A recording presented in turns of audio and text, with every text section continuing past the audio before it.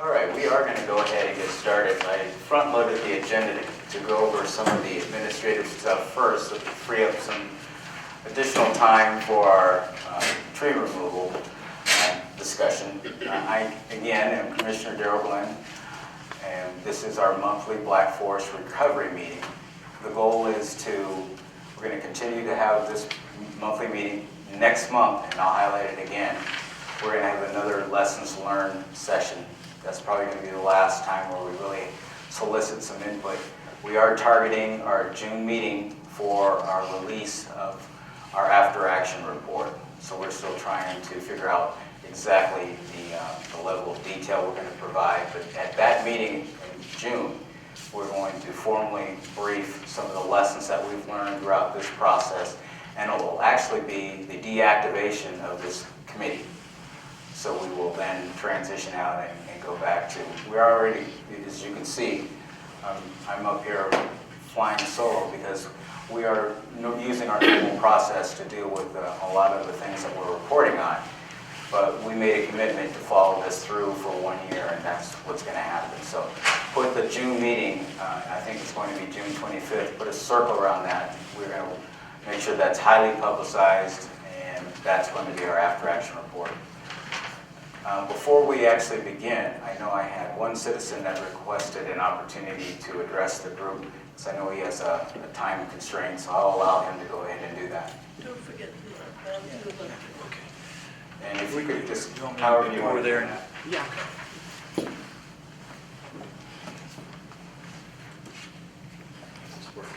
Should be. Test. Okay. Cord's a little short. I suppose most of you know me. I'm Rich Painter. I'm one of the victims here in the fire.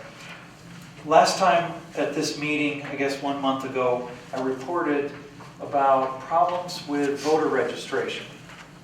And today I received an email that was distributed to a list unknown to me. I'm not sure how it went out because it's sort of anonymous. That came from a Black Forest Fire Protection District election official, Donna Arkowski. And surprising to me, she indicates that, oh my, there's people not on the voters list that I had expected to be there. And I wanted to reiterate to this group and to the county officials that this should be no surprise to these people. I've been complaining about this since September. I've been working with the election department at the county since September on these issues.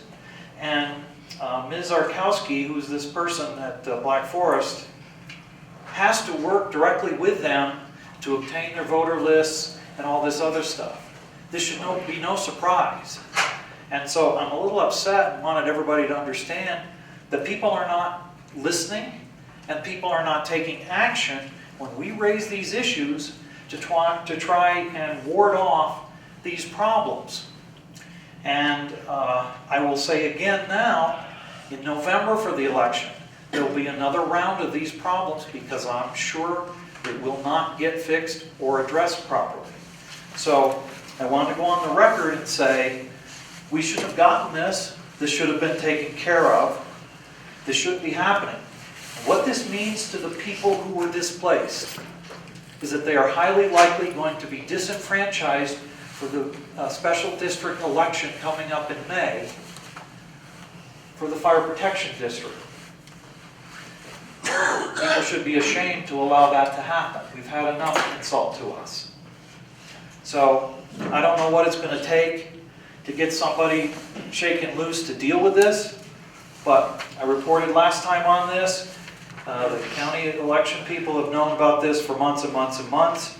I have a letter I sent to Scott Gessler that has been ignored, that I sent in, just a second, I think it was the 1st of February. Oh no, I'm sorry, the 20th of January, detailing all of this and predicting the problems that were going to happen. I never even got a response from Gessler's office. I don't know what's going on, but this isn't good for us in Black Forest, and it isn't good for the voters. It certainly isn't good for the upcoming May election, for the board members, for the Fire Protection District, and it won't be good in November for our local, state, and federal elections. This disenfranchises people. And if this isn't important to people, then none of this is of any value to anyone. So people need to take action here. We need something done about this. Thank you. Anybody have any questions? Mountain View Electric. Oh, is there somebody here from Mountain View Electric? No, they were here last time. Since a couple weeks ago, I just wanted to report anecdotally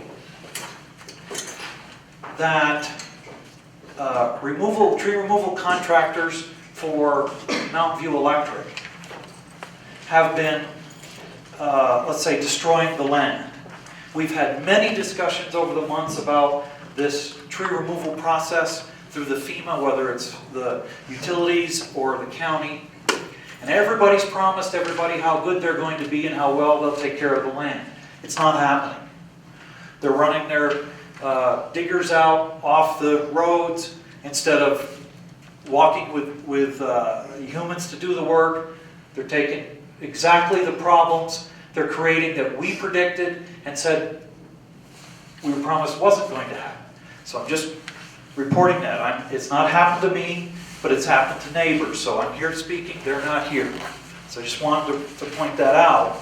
And I don't know about the state of affairs with the county's tree removal process, but if they're anywhere near any of these same contractors, we're going to have this problem. We shouldn't be having this discussion. We shouldn't be reporting that we're having these kind of problems.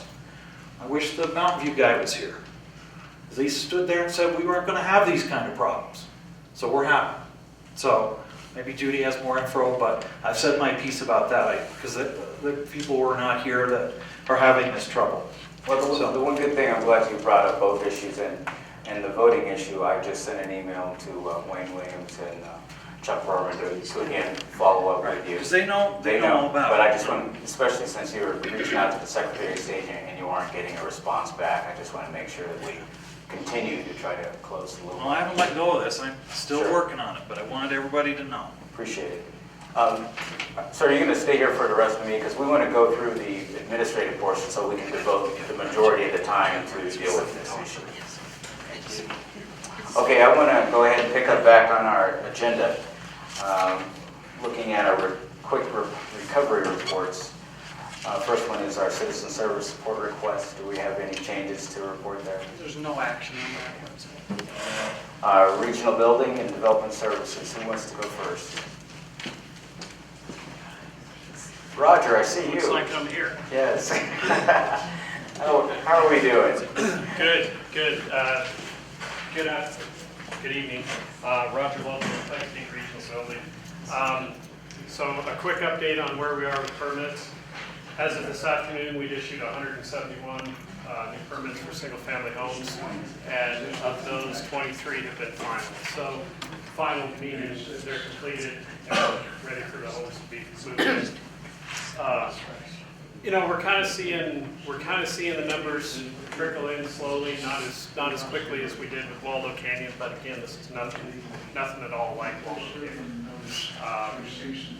So I think there was a concern at last month's meeting, and I just want to make sure that everybody hears it this time.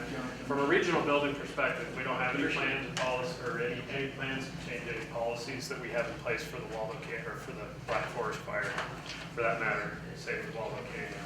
For the properties that were destroyed, we'll continue to do whatever we can to assist in getting those properties rebuilt, regardless of the time frame. So I'm not hearing, my door's always open to problems or concerns. I'm not hearing anything, but if there are problems, I'd like to know so that we can fix them. Okay, great. Does anybody have any problems or questions or? What was the, I couldn't hear you from over there. Oh, I'm sorry. Was it about the land and cutting trees? No. Nothing, I don't have anything to do with country. Building Okay. permit. Yeah, we're just, he's Yeah. giving us Okay. an update on that. Now, I haven't heard any bad stuff at all, so, And that's what I want to hear. yeah. But if there, Just letting we do you know have a that. couple of issues here and there, and for the most part, they've been communication problems, lack of communication. and things that have been pretty easy to straighten out. But if there are any problems, I really want to do whatever I can. One of my primary functions of my job is to make sure that this process works smoothly, so. It's Great. working. Thank you. Development Services? Mark Edwards, Development Services, our numbers are a little higher than Rogers, as they always have been, every time, because we approve multiple things in one action, and they may not be things that are triggering a building permit per se. And we're not hearing big problems. We do have a couple properties in Brentwood that the next month will merge and combine to create some adjusted lot lines. It's a good thing for the two homeowners, and we've supported that process and are helping those people through getting that correct. Great. I can tell you just from a commissioner standpoint, what we are seeing are I want to say, creative land use issues that are coming forward to the board. So I would definitely pay attention. I know Judy does a good job trying to identify those applications that are of interest, but you're going to start seeing more creative proposals that are going to come before the Board of County Commissioners for approval. Let's talk about our infrastructure repair and construction activities.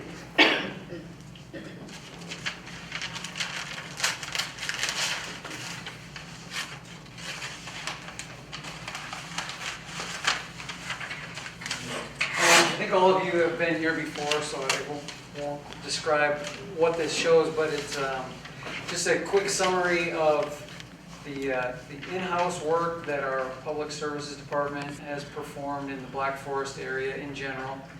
Some of these roads you'll see go beyond Black Forest, maybe I should say the north end of the county.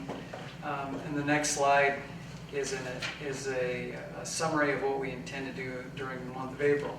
So again, due to season, we are busy with pothole patching.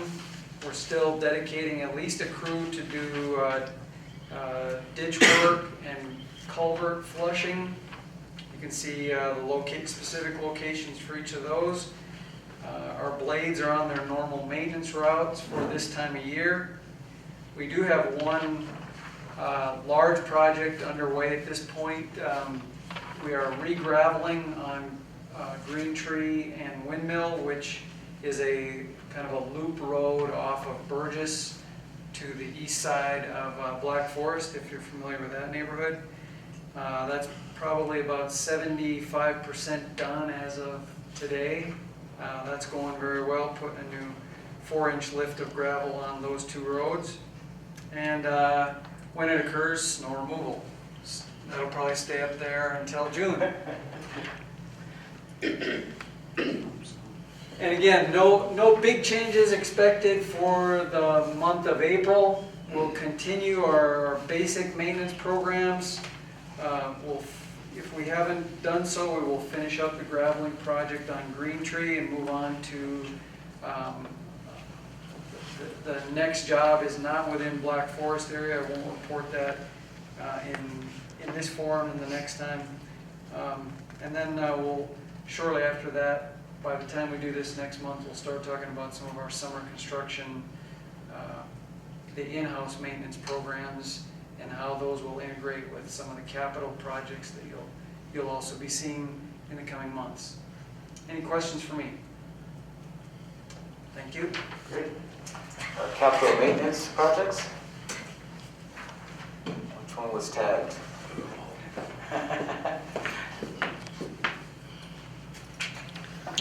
I'm Ray Bracken, County Engineer with Public Services.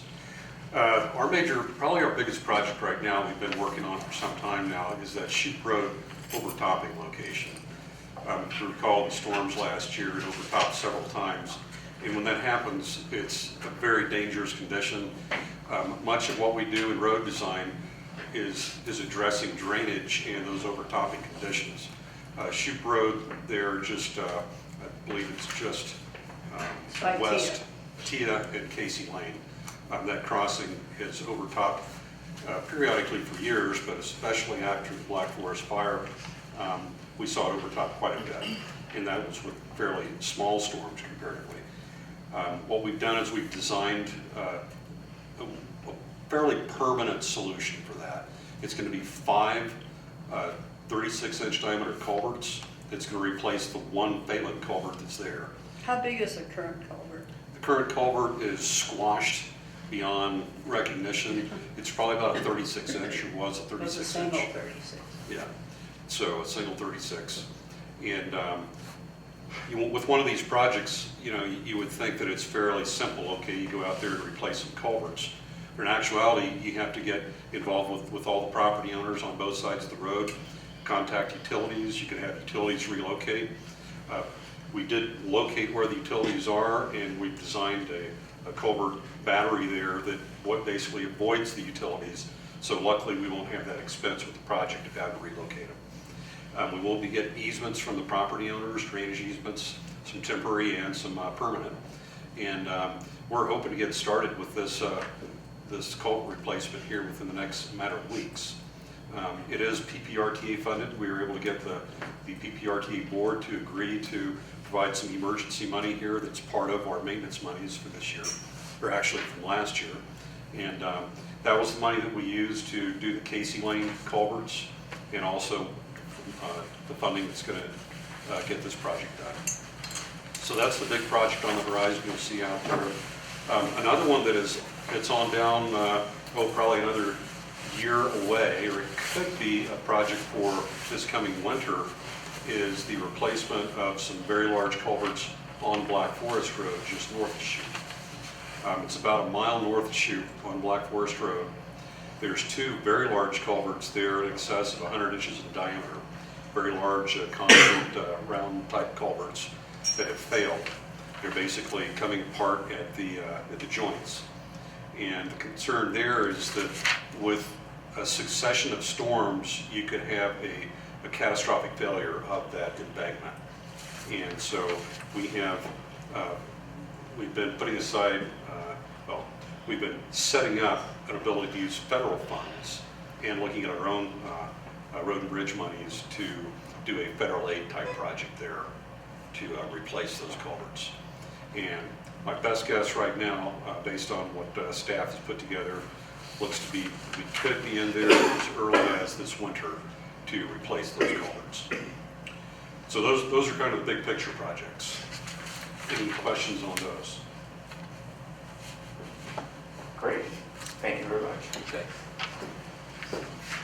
All right, community volunteer activities. Good evening, everyone. I am Tim Walker, Director of Community Services for El Paso County. A couple slides tonight.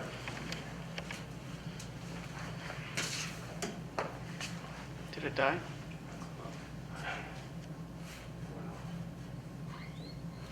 Just power up. So now I wonder. Go to sleep.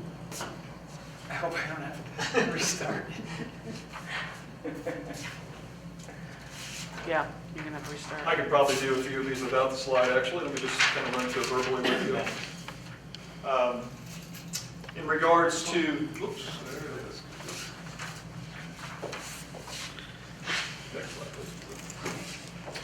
We've talked the last couple of meetings about the slash mulch site in the Black Forest. Pleased to report that Pioneer Sand and Gravel did take the excess mulch, and so we'll be ready to roll with our volunteer group. Samcom, who does a marvelous job managing that facility as of May the 3rd.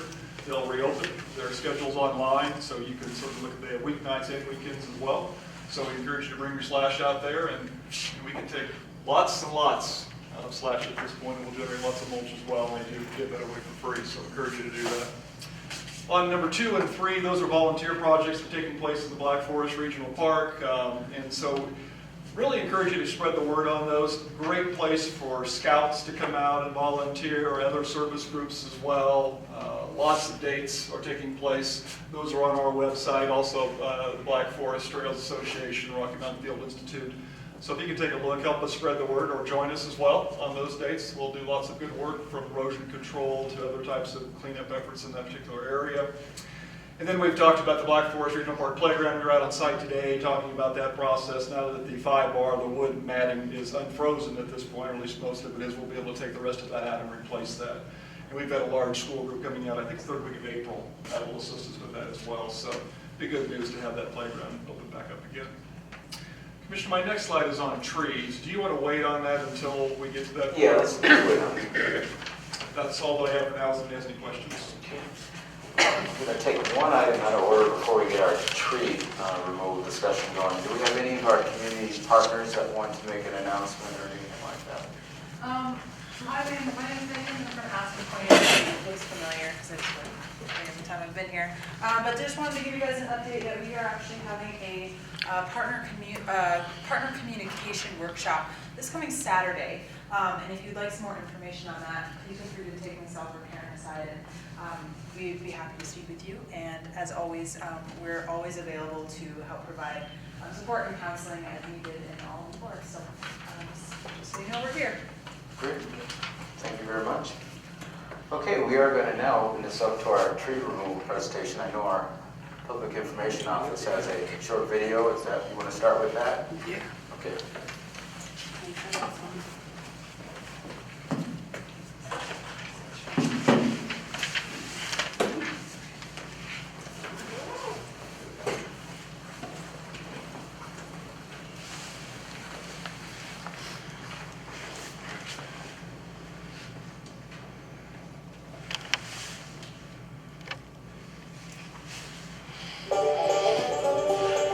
Well, the Black Forest is an interesting place, and pre-settlement in this area was a very different forest.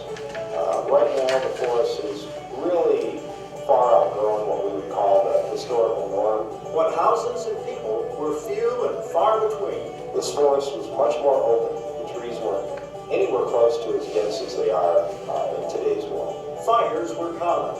When those fires would come through, they would burn up the small vegetation, new seedlings. They would take care of brush. They would burn up dead and down material. And they would occasionally burn up some of the ponderosa pine too. However, ponderosa pine is well adapted to fire. But many ponderosa pine were damaged in the Black Forest fire because what they're not adapted to is being as crowded together as we see in most of our area here in Black Forest, where crown fire was able to get up into the crowns of the trees. That fire left the ground, was transferred to the crowns through, for the most part, what we call dog hair ponderosa pine growth, and that is tree growth that is very, very, very dense, much like the fur on a dog's back, as it were. the density of so-called dog-haired trees contributes to extreme fire behavior, as was seen in the Black Forest fire, with flames advancing almost 7 miles in less than 5 hours. You can't do much with extreme fire. Firefighters cannot get in front of it. Okay, and the forest cannot survive it. And with extreme fire behavior, residents leaving and firefighters coming in are in great danger. The Oakland Hills fire back in the 80s in California was a prime example, where it was close to, I want to say, 20, 25 people died in their vehicles while trying to evacuate the fire. We're looking at a project to completely clean the right-of-way areas in Castle County, so the residents have a safe way to get out, and the residents and the first responders actually have a safe way to get in. With the exception of those small dog-hair trees, the diameter of the tree must be 6 inches wide, a minimum of 6 inches wide, measured at 4.5 feet tall. The Board of County Commissioners approved the hazard tree removal project in February. Starting from west to east, the park is in Zone 1. The park is currently complete with the tree cutting.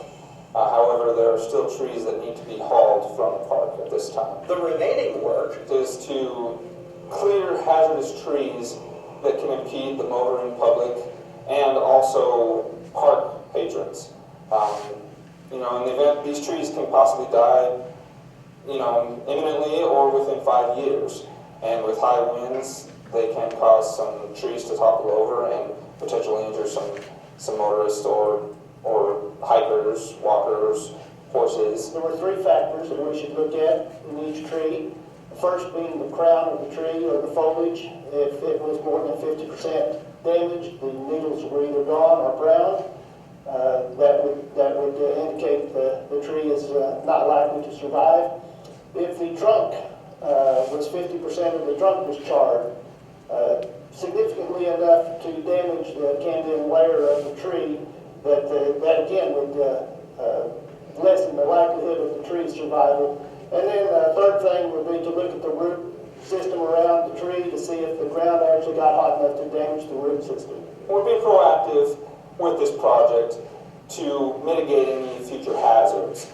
And these hazards, if a large tree was to fall on the roadway, we would then have to react to that and potentially have to fix the road.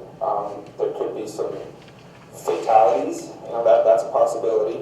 But that's the primary reason for the project. True North provides required monitoring, reporting, and accountability for the removal process in order to receive 85% FEMA reimbursement for the costs of removal. We are all over the nation doing monitoring for disaster recovery so that the county, in this case, will have adequate documentation to get their FEMA reimbursement when it comes time to make that application.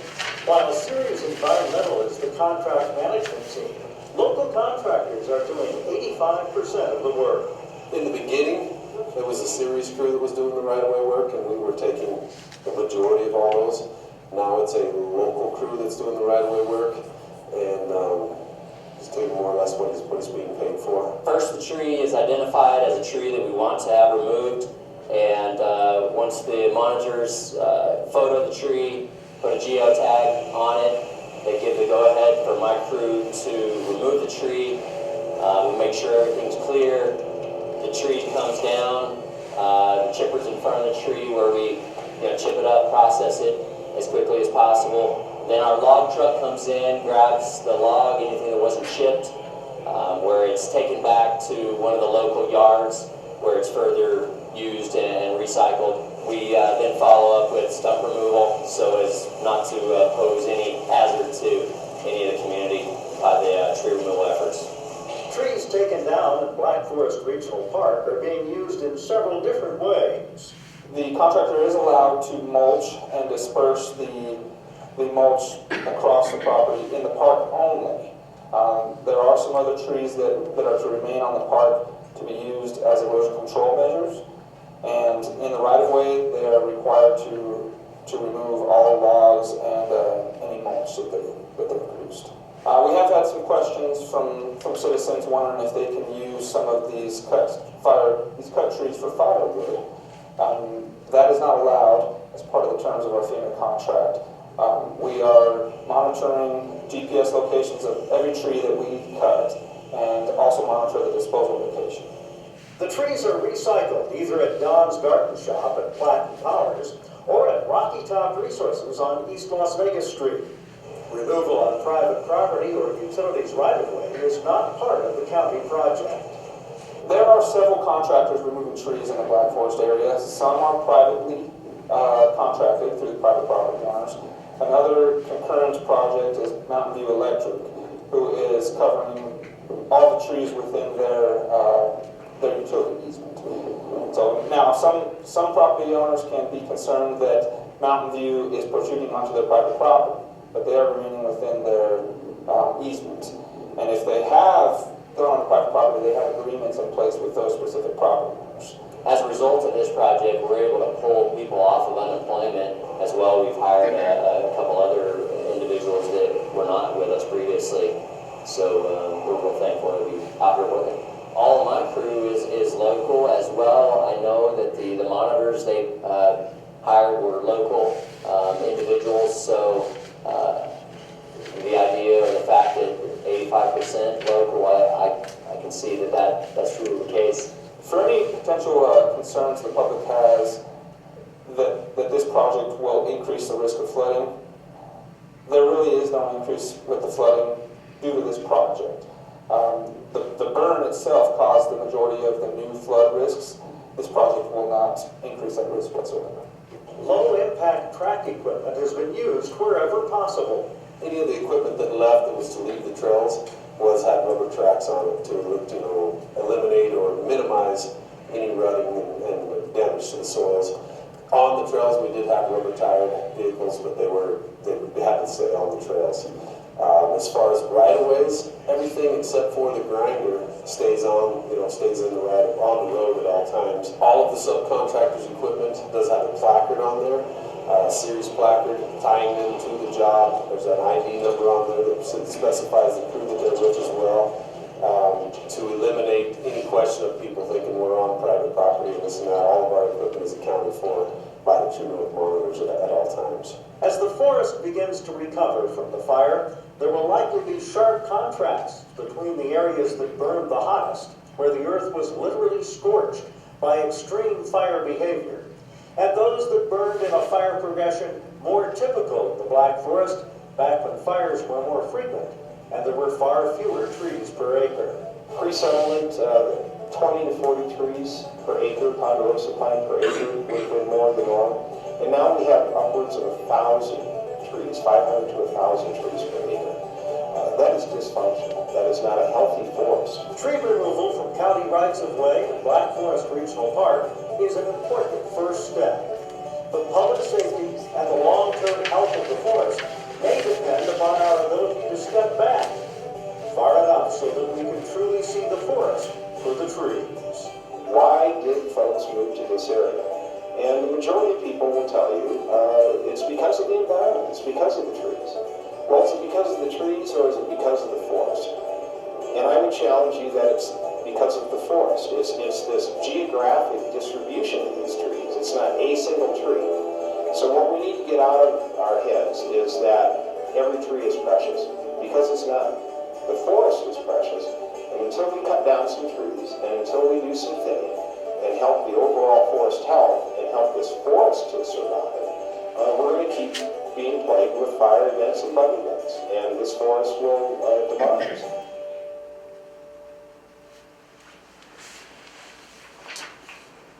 Okay, I'll continue with our staff presentation.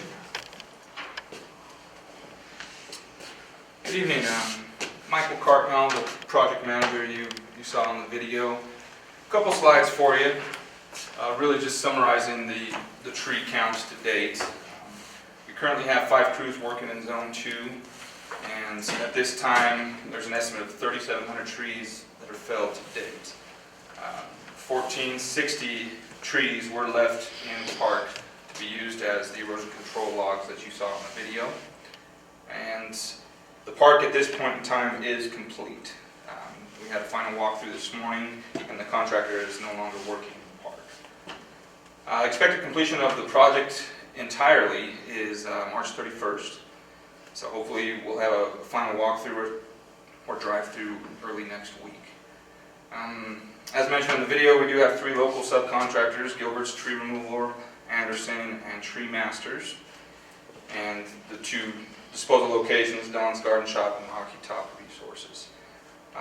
If you have any further questions, you can refer to the project website or email us or call us with the phone up there.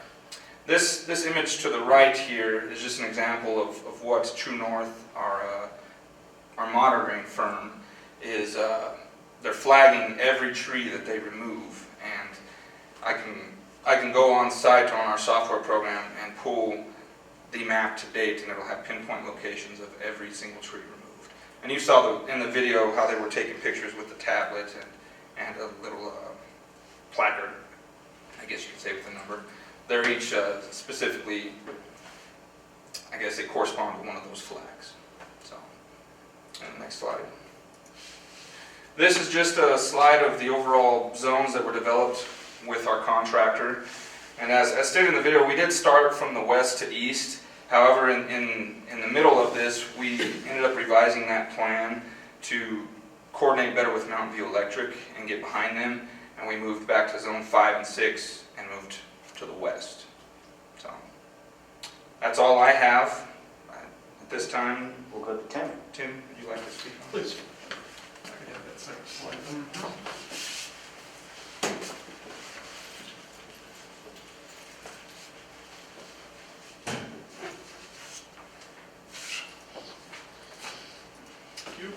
Quick follow-up from last month. We had talked about Mountain View Electric potentially using some of their mulch that they're creating through their removal of the trees in their right-of-way. And there's the contact information. And what's really neat is, and I want to thank Judy for launching this, is they're willing to actually bring that mulch to your house.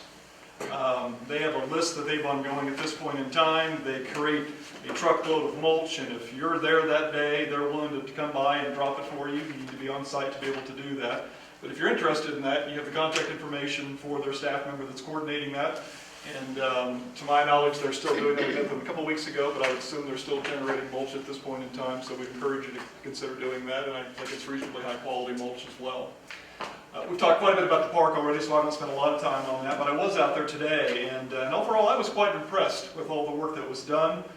We think that the trail system, as we talked, number 2, the last sentence there, we could possibly open up part of that trail system relatively soon. They did a nice job with the clearing of the area, restoring the ground around the trail itself. There is planting going on, as we listed there for you as well. If there was disturbance within 500 square feet, they're doing a seed mix. They did the planting. They got some snow right afterwards, so that was good news. So hopefully... Did they grind the stumps in the park? I'm sorry? Did they grind the stumps in the park? Grind what stumps, Judy?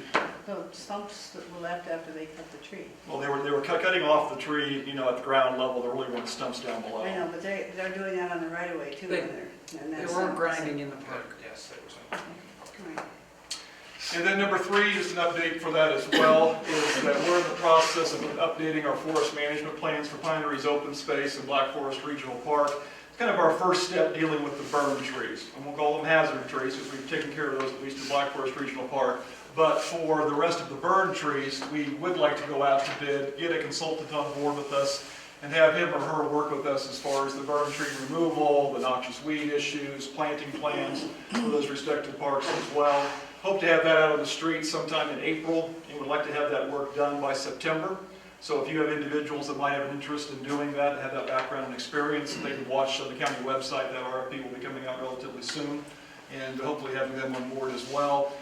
We're still exploring the possibility of some sort of a timber sale for, especially in the Pine Ridge Open Space area. If you recall, last time I talked about FEMA's not involved in Pine Ridge Open Space because the park was not open at that point in time. And so we're a little more creative with the open space there, and there's a lot of bird trees in that particular area.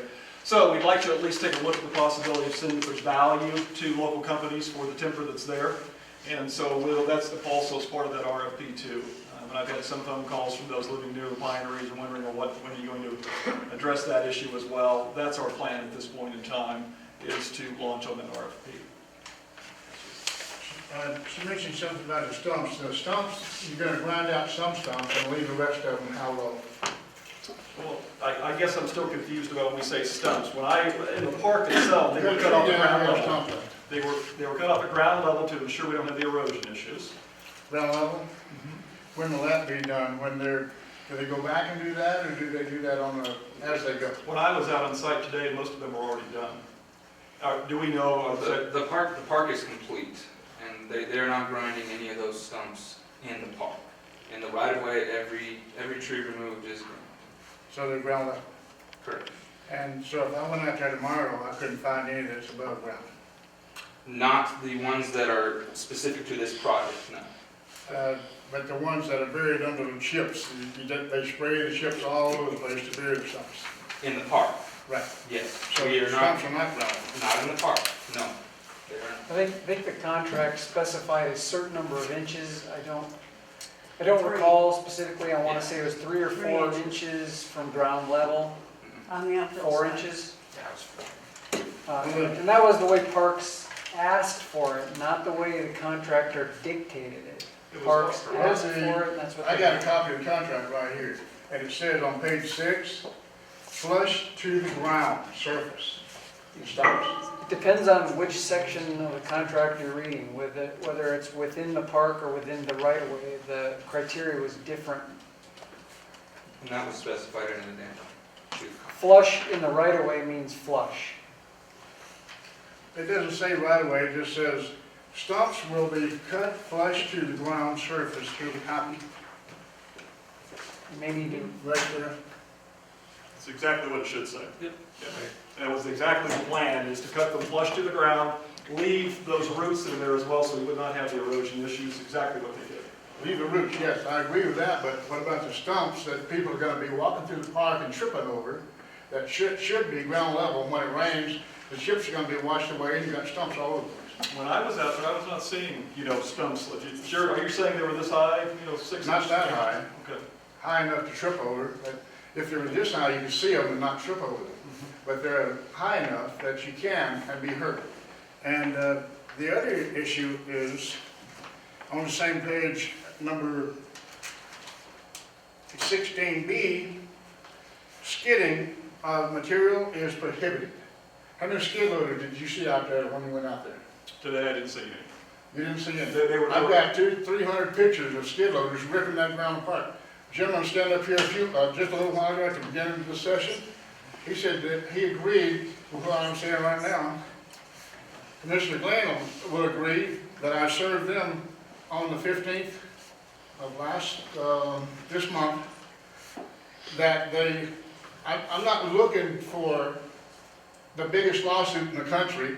I'm looking to save the land. We have lost a lot of our trees. We don't want big ditches through the property when it starts raining. And it will. Go down Ravine Drive tomorrow and take a look.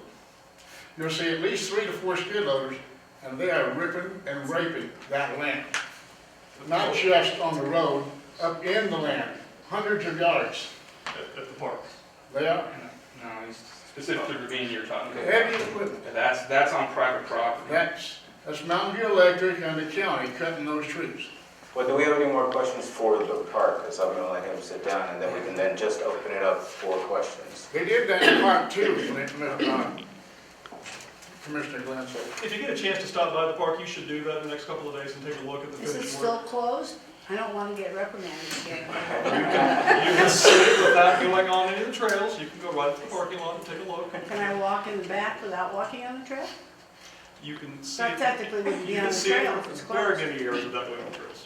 And we're gonna open the trails back up soon, Judy. So And it you goes can on, whatever you want. it goes on to say that the use of skid steer loaders will be prohibited again and again and again throughout this contract.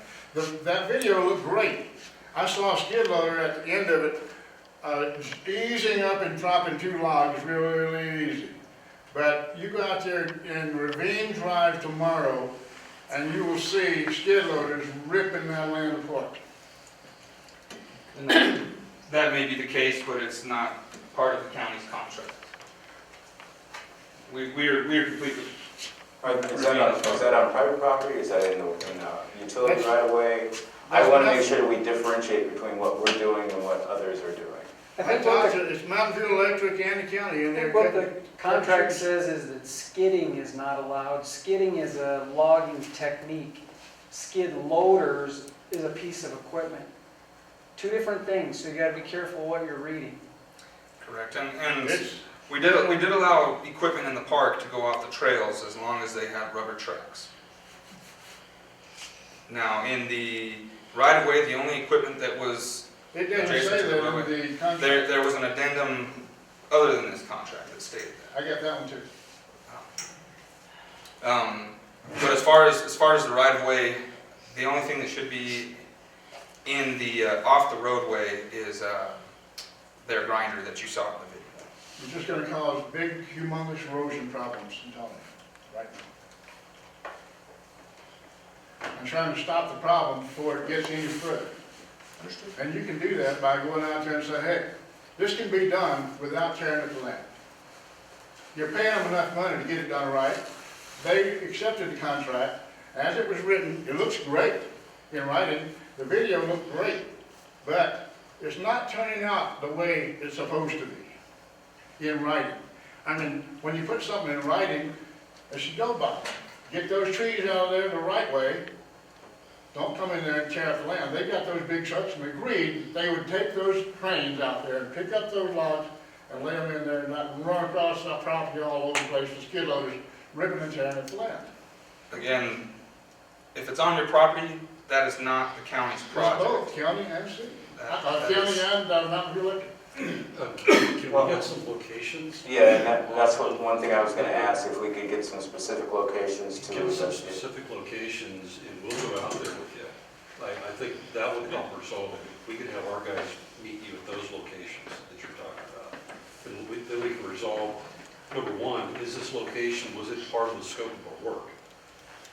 If yes, we address it one way. If no, we might address it another. Well, who controls the contractors? The county controls the county contract. But that contract was written just to do work in the county right of way and on parks. I know, I've been out there a lot myself and watched work going on that is on private property. And I have to think that there's work going on both. And we need to know if our contractor was doing work out of spec or out of scope. And if you have specific locations you're concerned about, we'll meet you. We want to verify that just as well. Give me a phone number and I'll call you and we'll meet anytime you say. Okay. Mike, why don't you get your phone, your Perfect, contact? thank you. Give me your card. Yeah. And definitely follow up back, because he's raised that several times. The sooner the better before they tear up the rest of the land. Well, I hear you. Yeah, It's I agree. important. We want to check that out. Does anybody else have any comments, questions? This is the open comment period. Feel free to come on up. I don't have to be next, but I would like to speak. Yeah, just jump on in. Okay.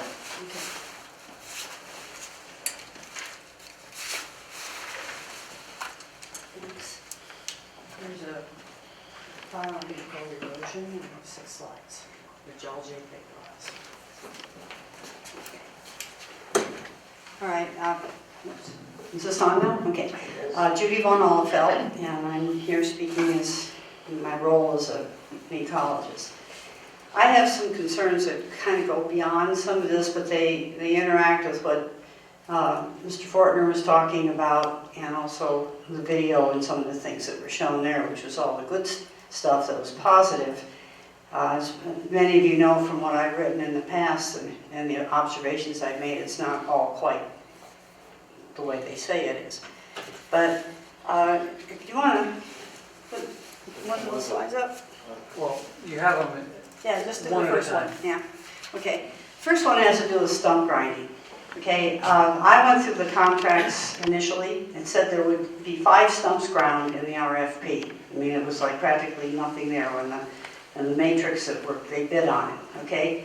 The FEMA contracts where they talk about stump removal. They don't really talk about stump grinding, and they have some criteria for that in the debris manual. In the addendum that came out in November, one of the contractors specifically asked about stump grinding and said it would be very expensive, and he said stumps will not be ground.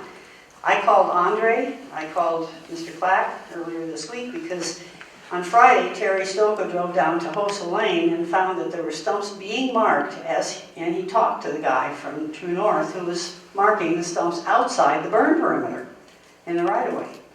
Okay, it wasn't in the right-of-way, it wasn't beyond the fence, but here's a picture of one. Okay, this is an old stump, it's rotting, it's in the middle of a pile of scrub oak. Okay, there's at least 10 of those along Tohosa that's outside the burn perimeter. So then I kept driving, okay, I found more along Dar. And then I thought, I wonder what's going on in East Shoup at Herring and Swan where they've been working in the past and if those stumps are being ground. Because to my knowledge, there were not supposed to be any stumps ground. And if that's part of the tree removal cost of what was in the bids, that's news to me, okay? So next slide, please.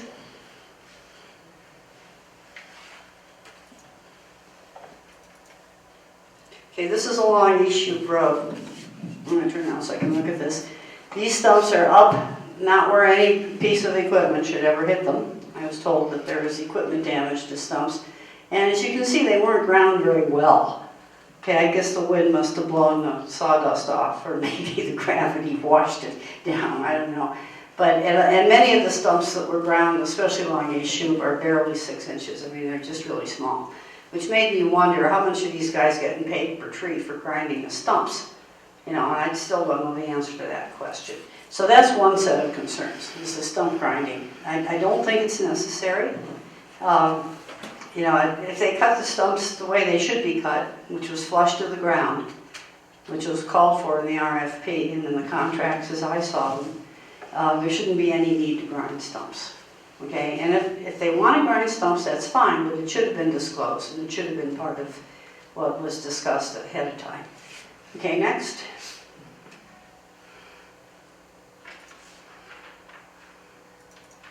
Okay, this is Kettle Creek, where it crosses, Black Forest Road crosses, and where the culverts are going to be replaced. And I took this just to show, in this case, a north-facing slope, which has gone through all of the rains and so on and so forth. And there's been a little bit of sheet erosion on this slope. There's no chips, nothing's been done to this, the ash is washed off, but it's not head cutting like you see happening in the fill by the road. Okay, next slide. So we might have to, let's go to the Kettle Creek slide, number 6, okay? All right, this is from basically the same spot, but it's looking down the creek. And the foreground is where Mountain View has taken everything out, chewed it all up with equipment that's very difficult on the land surface, which is what Dundee was talking about. And beyond that, we have a private landowner. Yesterday, they were cutting the trees on the slope that you can see going down in the mid-ground there. Okay, there is no leadership anywhere here, not from NRCS, not from the county. I've put out the best management practices, which maybe this guy never saw, but it's the county and the county roads and the county drainages that are going to have to reap the benefits, quote unquote, of this kind of tree removal that's going on. And I don't know exactly what to do about it, because the county goes, oh no, we're not going on private land. You know, they never say anything about it. They've got rules for everything else in this county in the code, but nothing to protect the land in this situation. And this is a very, very serious problem.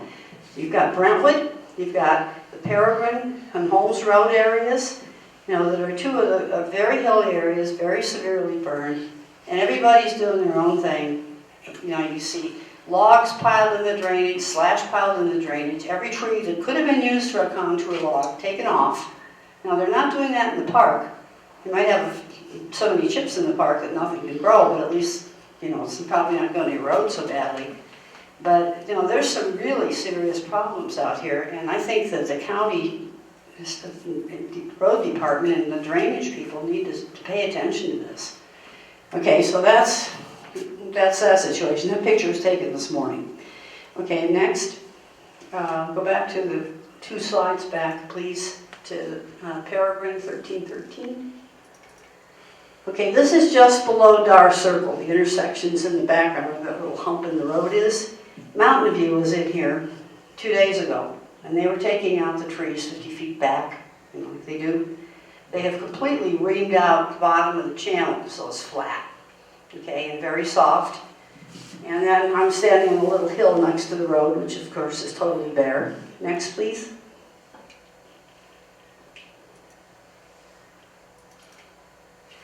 I'm looking downhill now. Okay, that channel comes around this way to the side. You can see where there's little piles of light-colored dirt by the trees, and everything's chewed up. And then it goes down into a little culvert that goes under a driveway, you know. And then I'm sure it's just going to go across the road once it floods. And I've seen flood waters coming over Shoup here too, by the big meadow just past the park. You know, it does it when we have heavy rains. And this channel is down toward the bottom of the hill is at least 15 feet wide and several feet deep. And when Peregrine was built in here a long time ago, you know, the channel went up like this and the road goes up kind of like this and the channel goes back and forth across it. And I'm sure you guys know exactly what I'm talking about. You know, but this is, there's absolutely no coordination to work with landowners by the county or anybody else to try to get them to do something that makes sense to control the erosion, as is being done in Trail Creek with Rosgen's work with the Hayman Fire, as is being done in Waldo Canyon to try to keep the sediment in place and not have everything washed down the hill. Nothing's being done in Black Forest about this. You know, I can't do anything about it. I'm just a little private landowner, but I am going to do an article next week called Bare as a Baby's Butt, you know, about what's going on with what we're doing to the land collectively, okay, between Mountain View, somewhat with the county, because they're taking all of the material off. You know, you just said that. We're taking all of the trees, all of the chips, all of the slash. The ground is being left bare. This is not a good thing, all right? It's a good thing for FEMA that's doing trees in the Oklahoma City tornado, and you've got to get all the wood out of there and you clean it up. But in the forest, it's not a good thing. We need to leave some material on the ground. Not too much, and not too small, because it won't stay put. But I really think this needs to be looked at because we've got the summer ahead of us. We have a ramp up and an increase in what's going on with activity every day with big machines out there. And we have poorly consolidated sandstones. The soil is very, very fragile. And so we need to do something about this. So I don't know what, but I think there needs to be some discussion about this. And the other issue here is the green tree area mitigation, or lack thereof. You know, we're talking about, Randy Johnson, who I know well, and he's absolutely right with what he says in the video about how we need to thin the trees. Tell me where the green tree mitigation program is in the county along the right-of-ways. I've been asking for this for years. And all I get is, well, landowners don't want it, and we can't go there. It's like, well, then how come you can go there and cut the trees after they're burned, but we can't go there and prevent the problem? And I think that is a very critical thing that this group should be discussing. So, thank you. I appreciate you bringing that up. It's the reason why we're taping this, so we can go back and take a look at that. So, thank you. Any other comments or questions coming up? Well, this is really brief. As far as the private landowners go, you can't tell a private landowner what they can do, can you? No. I didn't think so. And that's why we want to make sure we differentiate between Yeah. our area of responsibility versus whether the activities of Well, the private county landowners. tells private landowners about how to blow their nose and how many steps to take in a lot of other realms. Why aren't we taking care of the land? Well, it just depends on what that issue is, but as far as we're We're very in the clear dark on ages with us. our area of responsibility and our ability to actually enforce those particular areas. So, Well, we have to pay for it when the damage occurs, when the runoff happens. any other comments, questions?